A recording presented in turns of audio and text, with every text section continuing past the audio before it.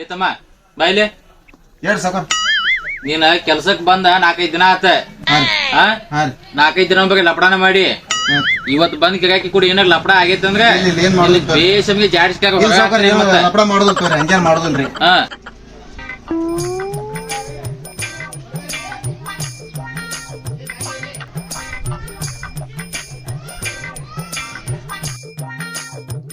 ಗಿರಾಕಿ ಬಂದ್ ನೋಡಲ್ಲ ಏನ್ ಬೇಕು ಕೇಳದನ.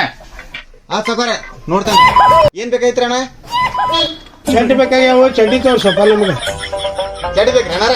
ಬರೀ ಕೈ